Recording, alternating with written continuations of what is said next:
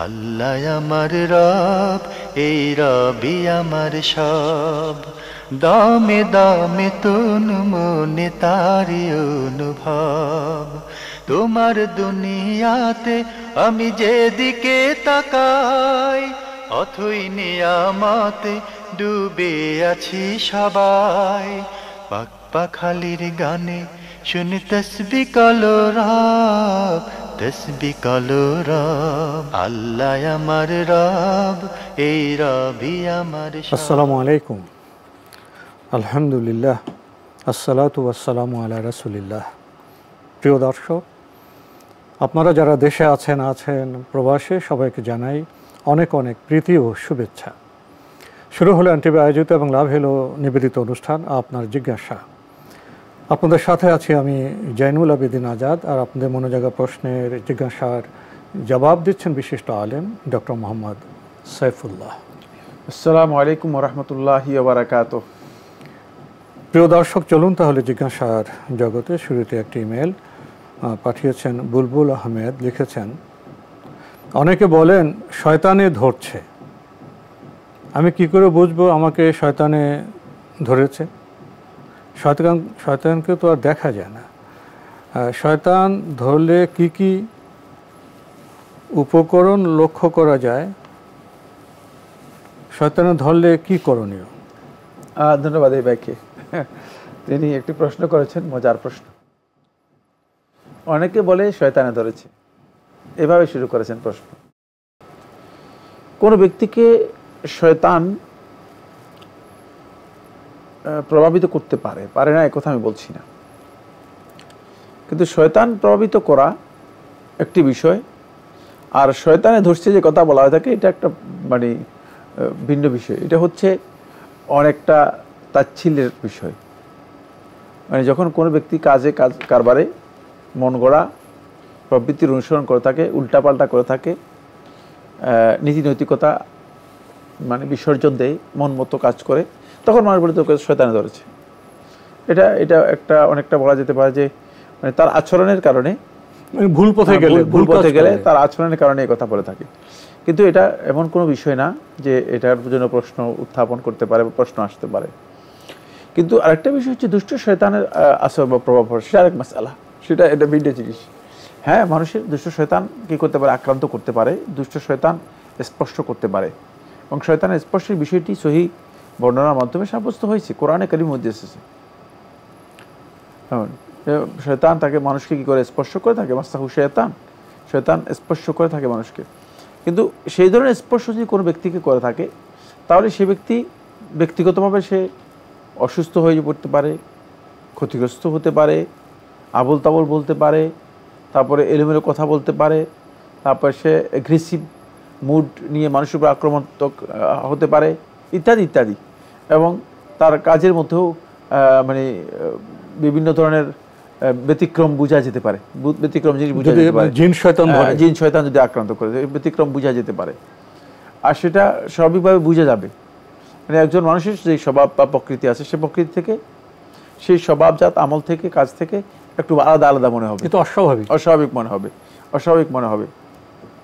নিজেকে মনে করে আলাদা আলাদা একটু বোঝানোর জন্য চেষ্টা করবে।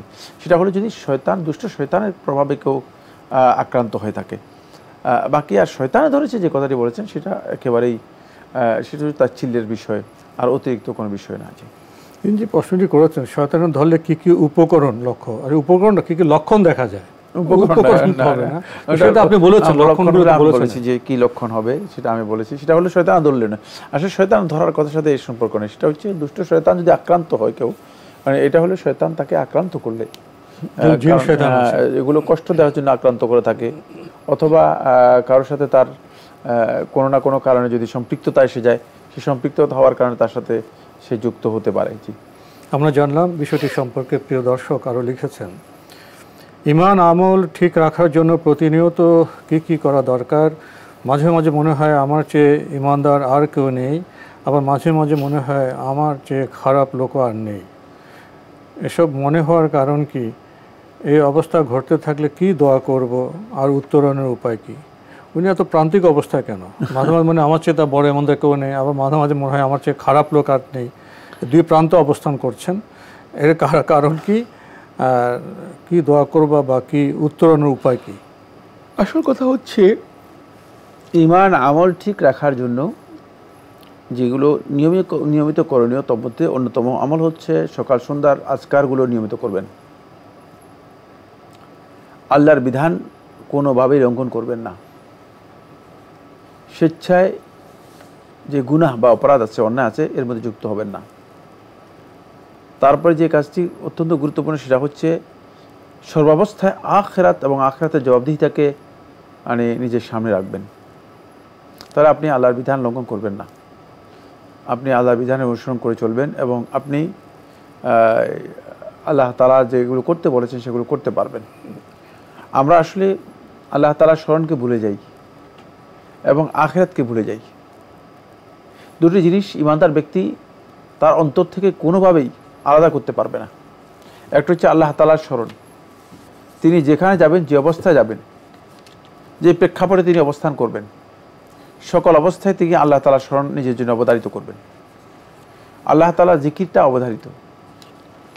জিকির হচ্ছে আল্লাহ তাআলার স্মরণ, মানে আল্লাহ তাআলার মানে স্মরণ থেকে নিজেকে কোনোভাবেই বিচ্ছিন্ন করবেন না, তাহলে তিনি আল্লাহকে ভুলে যাবেন না। প্রয়োজনে আল্লাহ রাব্বুল আলামিনকে জায়গায় জায়গায় স্মরণ করবেন, স্মরণ রাখতেই হবে। আর দ্বিতীয় যে বিষয়টি সেটা হলো, দ্বিতীয় যে বিষয়টা আমি বলেছি যে আল্লাহর জিকিরের সাথে সাথে তাকে আখিরাতের প্রতি তার সম্পূর্ণ ঈমানকে দৃঢ় করতে হবে, মজবুত করতে হবে। কারণ আল্লাহকে স্মরণ করছেন কিন্তু আখিরাতের প্রতি মজবুত না হলে তাহলে আপনি জবাবদিহিতার এই চেতনা আপনার মধ্যে কাজ করবে না, যা অন্যায় থেকে বাঁচাতে পারবেন না নিজেকে, অন্যায় আপনি করে ফেলবেন। এই জন্য আখিরাতের বিষয়টি নিজেকে সামনে রাখতে হবে। এই দুটি অন্তরের মধ্যে একেবারেই মানে দৃঢ়ভাবে অবশ্যই অন্তরের মধ্যে প্রতিষ্ঠিত করতে হবে। যে ব্যক্তি অন্তরের মধ্যে এটা ধারণ করতে পারবে না সে ব্যক্তি মূলত এই কাজে, ভালো কাজে নিজেকে সম্পৃক্ত রাখতে পারবে না এবং ক্ষতিগ্রস্ত হবে। এরপর সর্বশেষ যে কথাটি বলেছেন সেটা হচ্ছে মাঝে মধ্যে মনে হয় একেবারে ইমানের সর্বোচ্চ পর্যায়ে চলে গিয়েছি, আর মাঝে মধ্যে মনে হয় আমার চেয়ে খারাপ কেউ নেই। এটি মূলত দুটেই লক্ষণ উত্তম নয়। এখানে প্রান্তিকতার দিকে চলে যাওয়ার কারণে একেবারেই ভালো মনে হচ্ছে নিজেকে, এটা হচ্ছে আত্মতৃপ্তি অথবা আত্মপ্রবঞ্চনা। এটাও ইসলামে নিষিদ্ধ, হারাম। রাসূলুল্লাহ সাল্লাল্লাহু আলাইহি ওয়াসাল্লাম বলেছেন সালাসুম মিনাল মুবিকাত, তিনটি জিনিস রয়েছে, তিনটি বিষয় রয়েছে যেগুলো আল মুবিকাত, যেগুলো একেবারে ঈমান, আমল, আখলাক সব কিছুকে ধ্বংস করে। তোর মধ্যে একটি হচ্ছে ইজাবুল মারই বিনাফসিহি, কোনো ব্যক্তি নিজেই মানে নিজেকে ভালো মনে করা, নিজেকে উত্তম মনে করা, আত্মপ্রীতি হ্যাঁ, আত্মপ্রীতি, আত্মসন্তুষ্টি, আত্মপ্রবঞ্চনা, এই ধরনের অনুবাদ এর করা হয়ে থাকে। মানে মনে হয় যে আমি সব কিছু। এটা প্রথম যে অবস্থানটি আপনি উল্লেখ করেছেন সেটি, এটা কিন্তু ইসলাম নিষিদ্ধ, এটার সুযোগ নেই। দ্বিতীয় নম্বর যে বিষয়টি সেটা হলো মাঝে মধ্যে মনে হয় যেন আমার যে খারাপ লোক আর নেই, এটা হচ্ছে আল কুনুস ওয়াল ইয়াস, সম্পূর্ণ হতাশ এবং নিরাশ হওয়া। লা তাকনাতু মির রাহমাতিল্লাহ, আল্লাহর রহমত থেকে কোনো অবস্থায় তোমরা নিরাশ হবে না। আল্লাহ তাআলার রহমত থেকে আমাদের নিরাশ হওয়ার কোনো সুযোগ নেই। এটা হচ্ছে আল্লাহ সম্পর্কে সুউজ্জান, খারাপ ধারণা করা, মানে এই ধারণা করা যায় না আমি কিছুই না কোনোভাবে। ওয়ালা ইয়াকনাতু মির রাহমাতিল্লাহি ইল্লাল কওমুল কাফিরুন, কাফির সম্প্রদায় ছাড়া আল্লাহর রহমত থেকে কেউ নিরাশ হয় না। সুতরাং এটাও একেবারে এক্সট্রিম পর্যায়ে চলে গিয়েছে। এই দুটার কারণ হচ্ছে মানে আপনি আসলেই ইসলাম যেই ইতিদালের কথা বলেছে, মানে ইসলাম যেই মধ্যমপন্থার কথা বলেছে, স্বাভাবিক অবস্থার কথা বলেছে, মানে ভারসাম্যের কথা বলেছে, সেখান থেকে আপনি সরে আছেন। আপনার মধ্যে শয়তান বিভিন্নভাবে ওয়াসওয়াসা দিচ্ছে। এই কারণে শয়তানের ওয়াসওয়াসার কারণে কোথাও কখনো শয়তান আপনাকে এমন উপরে নিয়ে যাচ্ছে, শয়তান বলছে তোমার চেয়ে বড় ওলি আর কে আছে। আবার কখনো কখনো শয়তান আপনাকে এমন জায়গায় নিয়ে যাচ্ছে মনে হচ্ছে তোমার চেয়ে খারাপ আর কে আছে। ফলে এই জায়গায় আপনি শয়তানের কি করছেন, শয়তানের খেলার মধ্যে পড়ে যাচ্ছেন, শয়তান আপনাকে নিয়ে খেলছে। এটা ঠিক নয়। বেশি বেশি করে ইস্তেগফার করবেন, আল্লাহ তাআলার কাছে আশ্রয় গ্রহণ করবেন, আল্লাহ রাব্বুল আলামিনের কাছে শয়তান থেকে নিজেকে বাঁচার জন্য চেষ্টা করবেন। এবং শয়তানের যত প্রবঞ্চনা আছে, যত খাতাওয়াত আছে, যত ওয়ালা তাত্তাবিউ খাতাওয়াতি শয়তান, শয়তানের পদক্ষেপগুলো তোমরা অনুসরণ করো না, শয়তানের ওই খাতাওয়াতগুলো পদক্ষেপ যেগুলো আছে সেগুলো থেকে নিজেকে বাঁচানোর জন্য চেষ্টা করবেন। তাহলে দেখবেন যে আস্তে আস্তে আপনি এখান থেকে বেরিয়ে আসতে পারবেন এবং উত্তরণের পথ আপনার বেরিয়ে আসবে। সুতরাং আপনার এই কাজটি দুটি প্রান্তিক, দুটি সুন্দর নয়, বরং এর মাঝখানে স্বাভাবিক অবস্থা, ভারসাম্যপূর্ণ অবস্থায় আসার জন্য আপনাকে অবশ্যই চেষ্টা করতেই হবে। প্রিয় দর্শক, আমরা খুবই গুরুত্বপূর্ণ বিষয়ে অবগত হলাম। আরও একটি ইমেল পাঠিয়েছেন মোহাম্মদ আশরাফ কামাল, লিখেছেন, শাইখ, মক্কায় প্রথম ঢুকলে দম দিতে হয়, নিজের দমের গোশত খাওয়া কি জায়েজ আছে? মক্কায় প্রথম ঢুকলে কি করতে হবে? দম দিতে হবে। কি বুঝলি আপনি? মক্কায় আমি ঢুকলাম প্রথম, আমাকে দম দিতে হবে। দম দেওয়ার তো নির্দিষ্ট বিধান আছে, কিন্তু মক্কা ঢোকাতে তার মধ্যে পড়ে না। মক্কায় ঢুকলেই দম দিতে হবে, দম নয়, দম, মানে দম দিতে হবে, এই কথা শুদ্ধ নয়। সুতরাং এর গোশত খাওয়া জায়েজ কিনা এই প্রশ্নই আসবে না। যদি কোনো ব্যক্তি উদহাইয়া, কোরবানি করে অথবা হাদি জবে করে, খুব ভালো করে খেয়াল করুন, কোনো ব্যক্তি উদহাইয়া করে অথবা হাদি জবে করে অথবা আল্লাহ সন্তুষ্টির জন্য জবে করে, এই সকল প্রকার মাজবুহ থেকে, জবাইকৃত পশুর থেকে যিনি জবে করেছেন তিনি খেতে পারবেন। কিন্তু কোনো ব্যক্তি যদি মান্নত করে অথবা কোনো ব্যক্তি যদি শুধুমাত্র সদকা করে আল্লাহর সন্তুষ্টির জন্য, তাহলে সেই সদকা এবং মান্নত থেকে তিনি নিজে খাবেন না, তিনি অন্যকে খাওয়াবেন। কারণ সদাকাটা আল্লাহর সন্তুষ্টির জন্য যদি নির্দিষ্ট করে নেন, তাহলে সেটা ফকির মিসকিনদেরকে খাওয়ানো হয় থাকে। আর মান্নত কেবলমাত্র আল্লাহর সন্তুষ্টির জন্য যখন হয় কোনো, অথবা কোনো উদ্দেশ্য হয়ে থাকে, তাহলে সেটা ফকির মিসকিনের হক হয়ে থাকে। আর বাকি যেগুলো আছে সেগুলোতে নিজেও খেতে পারবেন, অন্যকেও খাওয়াতে পারবেন। যেমন আমরা কোরবানি গোশত, আমরা যখন কোরবানি পশু জবে করে থাকি, তাহলে কোরবানি পশু জবে করে আমরা নিজেরাও খাই, সবাই আত্মীয় স্বজনকে দিই এবং সবাইকে বিতরণ করে থাকি, সবাই খেতে পারবে। হজে কোনো ত্রুটির জন্য যদি দম দেয়, সেটা গোশতের কি অবস্থা হবে? এটা ফকির মিসকিনকে দিতে হবে, নিজে খাবে না। শুধু মক্কার ফকিরদের, তাও সেটাও মানে আরও বিভিন্ন ধরনের মাসআলা রয়েছে। সুতরাং এই প্রশ্নগুলো সবসময় খেয়াল রাখতে হবে যে একেবারে সুনির্দিষ্ট প্রশ্ন আসতে হবে। জি প্রিয় দর্শক, আমাদের হাতে একটি চিঠি পাঠানো হয়েছে দুনিয়া কলেজ, শনির আখড়া, ঢাকা থেকে। আগের চিঠি 19 নম্বর প্রশ্নে আপনি লিখেছেন, মাসিকের ডেটে হঠাৎ সাদা স্রাবের সাথে মেয়েটি রঙের ব্লাড দেখা গেল। এভাবে প্রায় একদিন চলল। শুধু প্রস্রাবের সময় হয়তো সাদা স্রাবের সাথে দেখা যেত, তাও সামান্য। সব সময় একদিন পর স্বাভাবিক ব্লাড শুরু হলো। তাহলে পূর্বের একদিন সিয়াম, সালাত সব বাদ দেওয়া কি ঠিক আছে? না, আপনি যেটি উল্লেখ করেছেন সেটা হাইজের অন্তর্ভুক্ত হবে না, মাসিকের অন্তর্ভুক্ত হবে না। যেহেতু রাসূলুল্লাহ সাল্লাল্লাহু আলাইহি ওয়াসাল্লাম থেকে বর্ণনা করেছেন উম্মুল মুমিনিন আয়েশা রাদিয়াল্লাহু তাআলা, তিনি বলেছেন যে আমরা আসফরা ওয়াল কুদরা, মানে এই যে মেটে রঙের অথবা আসফরা একটু হলুদ রঙের অথবা সাদা স্রাব, এগুলোকে আমরা মাসিকের মধ্যে গণ্য করতাম না, এটা হাইজের রক্ত হিসেবে আমরা বিবেচনা করতাম না।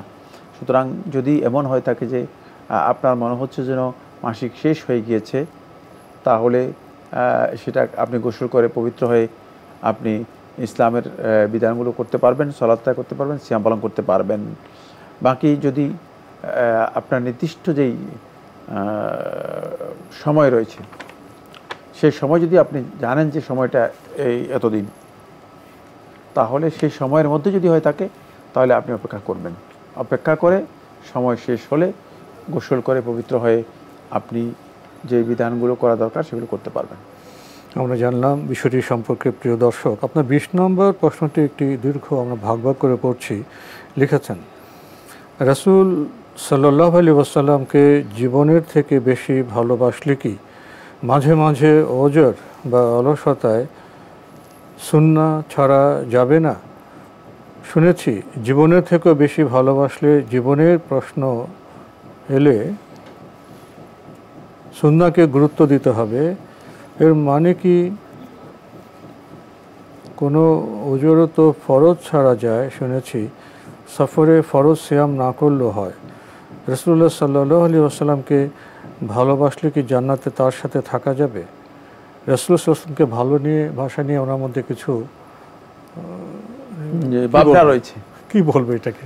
এটা ভাবুক আর কি, বুঝতে পেরেছেন? প্রশ্নটাই বোঝা যাচ্ছে তিনি কিছু ভাবনা করছেন। বারাকাল্লাহ ফিহা, বারাকাল্লাহ ফিহ। তো প্রথম কথা হচ্ছে যেটা, সেটা হলো রাসূলুল্লাহ সাল্লাল্লাহু আলাইহি ওয়াসাল্লামকে বেশি ভালোবাসতে হবে, এটা কোনো সন্দেহ নেই। কিন্তু ভালোবাসতে হবে এই কথার মধ্যে এমন কোনো জিনিস অন্তর্ভুক্ত নেই যে রাসূল সাল্লাল্লাহু আলাইহি ওয়াসাল্লামের কোনো সুন্নাহ যদি কারো কোনো ওজর হয় সেটা ছেড়ে দিলে ভালোবাসা থাকবে না, এটা শুদ্ধ নয়, এ বক্তব্য শুদ্ধ নয়। যদি কোনো ওজরের কারণে কোনো ব্যক্তি আল্লাহ নবী সাল্লাল্লাহু আলাইহি ওয়াসাল্লামের সুন্নাহ কিছু ছাড়েন বা ছেড়ে দেন, এটা ইসলামী শরীয়তে অনুমোদিত, বৈধ, এতে ভালোবাসা ঘাটতি হবে না। ভালোবাসার বিষয়টি অন্তরের সাথে জড়িত। এটা ওজর এসছে, হ্যাঁ, সেটা আর একটা বিষয় হচ্ছে ফেল, কাজ, এটা ওজরের সাথে জড়িত। সুন্নাহগুলো ওজরের সাথে জড়িত বিষয় হলে সেগুলো যদি কেউ তরক করেন, এতে ভালোবাসা নষ্ট হবে না। রাসূলুল্লাহ সাল্লাল্লাহু আলাইহি ওয়াসাল্লাম ভালোবাসা হচ্ছে রাসূলুল্লাহ সাল্লাল্লাহু আলাইহি ওয়াসাল্লামের অনুসরণের মধ্যে। কিন্তু কোনো কারণে কেউ কোনো কাজ পালন না করলে সেটা অনুসরণের বাইরে যাবে না, সেটা তো ভালোবাসা বাইরে না, ওজরের কারণে, সীমাবদ্ধতার কারণে। সুতরাং অনুসরণের অর্থ এই নয় যে মানে আপনি সমস্ত সুন্নাত কি করতে হবে, পালন করতে হবে। একটি সুন্নাত যদি কোনো কারণে বাদ দেন, তাহলে আপনি রাসূলকে ভালোবাসেন না, এই বক্তব্য শুদ্ধ নয়। কারণ এখানে এই কথাগুলো বোঝানো হয়নি। হতে পারে যে একজন ব্যক্তি আল্লাহ রাসূল সাল্লাল্লাহু আলাইহি ওয়াসাল্লামকে সবচেয়ে বেশি ভালোবাসতেন, কিন্তু রাসূলুল্লাহ সাল্লাল্লাহু আলাইহি ওয়াসাল্লামের অনেকগুলো সুন্নাতে তিনি পালন করেন না, কোনো অসুবিধা নেই, হতে পারে। কারণ এক ব্যক্তিকে নিয়ে আসা হয়েছে, তিনি মদ পান করতেন। তো প্রথমবার নিয়ে আসা হয়েছে, মদ পান করেছে, শাস্তি দিয়েছে রাসূলুল্লাহ সাল্লাল্লাহু আলাইহি ওয়াসাল্লাম, কিছু জুতার বাড়ি দিয়ে, মানে মোটামুটি কিছু উত্তম মধ্যম দিয়ে ছেড়ে দিয়েছে। এরপর আবার দ্বিতীয়বার নিয়ে আসা হয়েছে, মদ পান করেছে, তাও রাসূলুল্লাহ সাল্লাল্লাহু আলাইহি ওয়াসাল্লাম বলেছেন জুতার কিছু বাড়ি টাড়ি দিয়ে। তো সাহাবায়ে কেরাম একটু জুতা দিয়ে কিছু বাড়ি টাড়ি দিয়ে ছেড়ে দিয়েছেন। তৃতীয়বার নিয়ে আসা হয়েছে, তাও মদ পান করছে, নিয়ে আসা হয়েছে, রাসূলুল্লাহ সাল্লাল্লাহু আলাইহি ওয়াসাল্লাম আবার সেই এক কাজ করলেন। চতুর্থবার আবার নিয়ে আসা হয়েছে, তখন রাসূলুল্লাহ সাল্লাল্লাহু আলাইহি ওয়াসাল্লাম জুতা বাড়ি দিলেন আর ছেড়ে দিচ্ছেন। এমন সময় এক সাহাবী বললেন যে তুমি এত খারাপ লোক কেন, তোমার এমন অবস্থা কেন, তুমি আর কতবার শাস্তি পাচ্ছ, আবার পুনরাবৃত্তি করছো, আর কতবার তুমি মদ খেয়ে এইভাবে আল্লাহ রাসূলের কাছে আসবে, আর এই অবস্থা হবে, তোমার তো এটা একটা খারাপ অভিশপ্ত কাজের মতো মনে হয়, তুমি তো মানে খুবই নিকৃষ্টতম অভিশপ্ত অবস্থায়। তখন আল্লাহ রাসূল সাল্লাল্লাহু আলাইহি ওয়াসাল্লাম বললেন, লা তাসুব্বু, তোমরা গালি দিও না, ফাইন্নাহু ইউহিব্বুল্লাহ ওয়া রাসূলুহু, সে আল্লাহ এবং তার রাসূলকে ভালোবাসে। চিন্তা করেন। সুতরাং ভালোবাসার বিষয়টি ওই এইগুলোর মধ্যে নয়, ভালোবাসার বিষয়টি পরিপূর্ণ অনুসরণের মধ্যে এবং আল্লাহ রাসূলের বিষয়গুলোকে অগ্রাধিকার দেওয়ার মধ্যে রয়েছে। জি, লিখেছেন যে ভালোবাসলে কি রাসূল সাল্লাল্লাহু আলাইহি ওয়াসাল্লামের সাথে জান্নাতে থাকা যাবে?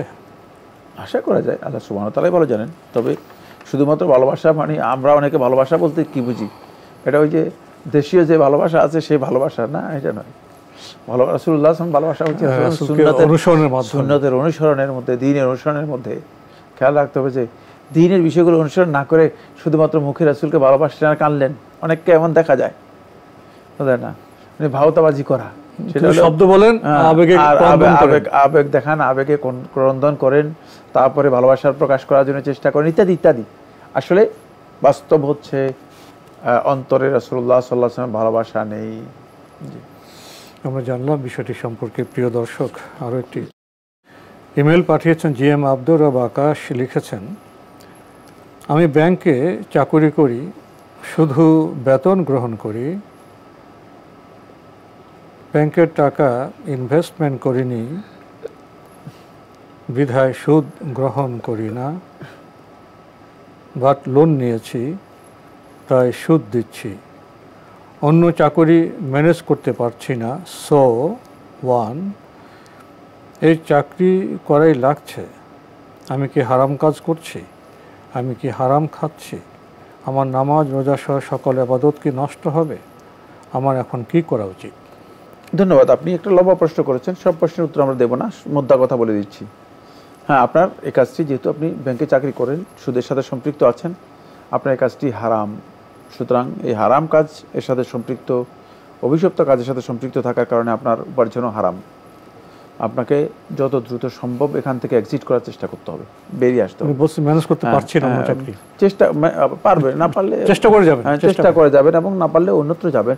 মানে তিনি যে অন্য ব্যাংকে যেতে হবে শর্ত নয়, তিনি অন্য হাই লেভেলের চাকরি পেতে হবে শর্ত নয়, যে কোনো চাকরি করতে হবে এটাও শর্ত নয়। কারণ জীবন ধারণ করার জন্য কত পার্সেন্ট লোক চাকরি করে আর কত পার্সেন্ট লোক চাকরি ছাড়া ব্যবসা করে। হ্যাঁ, মানুষের চাকরি বাধ্যতামূলক বিষয় নয় যে চাকরি করতে হবে আমাকে বাঁচার জন্য, জীবন যাপনের জন্য, না, এটা আমার জন্য বাধ্যতামূলক নয়। চাকরি ছাড়া আমি অন্য কাজও করতে পারি। সুতরাং আপনিও সেই দিকে যেতে পারেন। আলহামদুলিল্লাহ, যারা চাকরি ছাড়া জীবনযাপন করছে তারাও তো মানে আপনার মতোই মানুষ। তারা হয়তো অনেকের বুদ্ধি মানে জ্ঞান, হয়তো শিক্ষা দীক্ষা আপনার চেয়েও কম, তারপর তারা সেগুলো করতে পারতেছে। সুতরাং চ্যালেঞ্জে নেমে গেছে। সুতরাং এখানে অবশ্যই আপনাকে কি করতে হবে, সেই দিকে আসতে হবে। কারণ হারামের সাথে মানে নীরবে অবস্থান করার কোনো সুযোগ ইসলামে নেই। তো আজকে আমাদের এখানে শেষ করতে হচ্ছে। আপনাকে অনেক ধন্যবাদ। আপনাকে অনেক ধন্যবাদ। প্রিয় দর্শক, আমরা দেখছিলাম এনটিভি আয়োজিত এবং লাভেলো নিবেদিত অনুষ্ঠান আপনার জিজ্ঞাসা। আমাদের অনুষ্ঠান আপনারা এনটিভি অনলাইনেও দেখতে পারবেন, ভিজিট করুন www.ntbpt.com। এছাড়া ইউটিউবে এবং আমাদের ভেরিফাইড ফেসবুক পেজে অনুষ্ঠান দেখতে পারবেন। জীবন ঘনিষ্ঠ প্রশ্ন, উনি সুদী ব্যাংকে কাজ করছেন, অন্য চাকরির চেষ্টা করছেন, এখনও ব্যবস্থা করতে পারেননি। শায়েখ বললেন চেষ্টা চালিয়ে যেতে হবে, আর চাকরি ছাড়াও জীবনযাপনের আয় উপার্জনের অন্য বিষয় রয়েছে, বিস্তৃত দিগন্ত আছে, সেখানে জানালা খুলে তাকাতে হবে, দরজা খুলে যেতে হবে। তবে যেটা হারাম সেটাকে বর্জন করতে হবে। চিঠি লিখুন, প্রশ্ন পাঠান আমাদের ঠিকানায়। পরিচালক আপনার জিজ্ঞাসা, এনটিভি, বিএসসিসি ভবন, 7ম তলা, 102 কাজী নজরুল ইসলাম এভিনিউ, কারওয়ান বাজার, ঢাকা 1215। ইমেল অ্যাড্রেস আপনার জিজ্ঞাসা @ntbvd.com। মহান আল্লাহ আমাদের সবাইকে নিরাপদে রাখুন, রাখুন শান্তিতে। আসসালামু আলাইকুম। আল্লাহ আমার রব, এই রবি আমার সব, দামে দামে তুন মনে তারি অনুভব। তোমার দুনিয়াতে আমি যেদিকে তাকাই, অথই নিয়ামতে ডুবে আছি সবাই। পাক পাখালির গানে শুনি তসবি কলো রব, তসবি কলো রব। আল্লাহ আমার রব, এই রবি আমার সব।